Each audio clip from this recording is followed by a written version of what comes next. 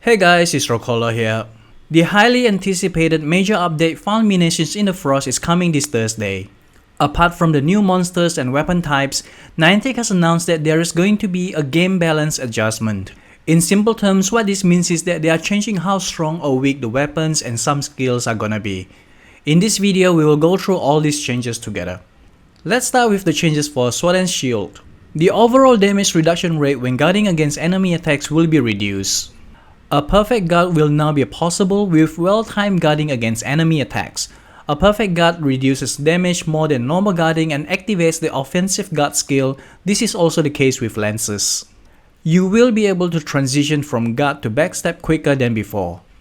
The changes don't affect damage output and just a slight buff with regards to guarding. I think this adjustment is fair, even though SNS is still generally regarded as a little underpowered when it comes to fighting 8-star monsters or above.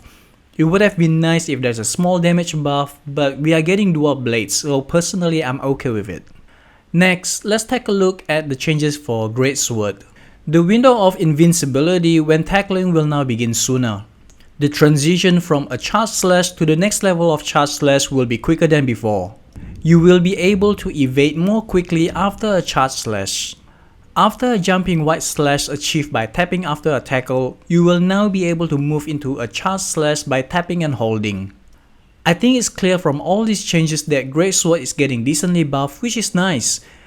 And I quite like their reasoning for this adjustment.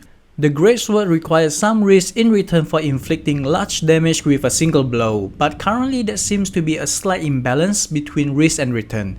These adjustments will slightly reduce the risk when attacking. Alright, let's move on to the next one. Stop! Hammer time! When using lock-on and charging your hammer, you will now be able to move toward the lock-on target more smoothly. You will be able to evade more quickly after all attacks. Similar to Great Sword is a nice buff for hammer. Next, we have the bow. Damage reduction when there is distance between you and a monster will be greater.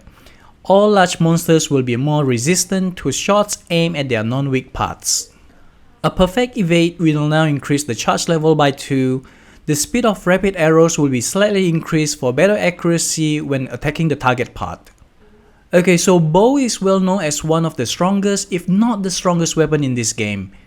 Not only does it deal a lot of damage, it also allows a relatively safer playstyle as compared to melee. So I can understand the logic behind this big nerf. And I actually agree with the adjustment because it now forces players to get rewarded for more skillful play, that is to aim for weak points and not standing too far away. Next, we have the light bow gun.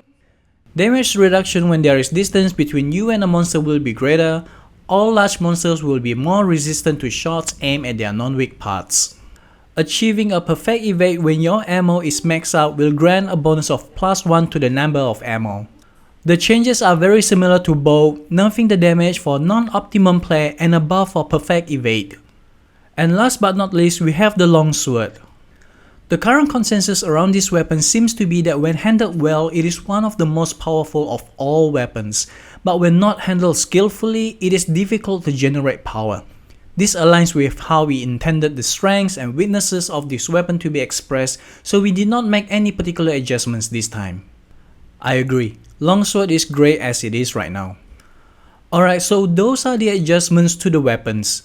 There are also a few miscellaneous changes. Strong roars of each monster are now effective over a wider range.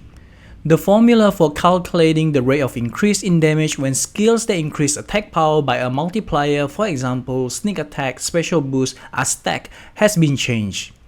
It is a question mark whether this is a buff or a nerf since we don't know how the formula has changed. I guess we will find out later once the change is live and people start testing out the before and after damage. My suspicion is that this is a nerf.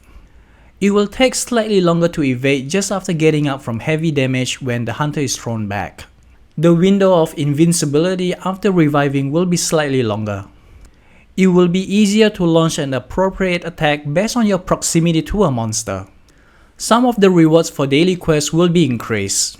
Sharp Claw Wing Drag heights increased from 3 to 5, Mechalite Ore Monsterborn M increased from 1 to 3, Dragonite Ore Monsterborn L increased from 1 to 2. I think it would have been better to just remove Sharp Claw and Wing Drag Height from the rewards. Alright, that is all from me on this game balance update video. I really hope you find this information helpful. Let me know in the comments what you think about everything discussed in this video. I'd love to know your thoughts. I have made the infographic of these changes. If you are interested, the link to it is in the description. Remember to like and subscribe to the channel if you haven't already. It really helps the channel to grow and you should know that your support is very much appreciated. As always, thanks for watching, have fun and have a nice day.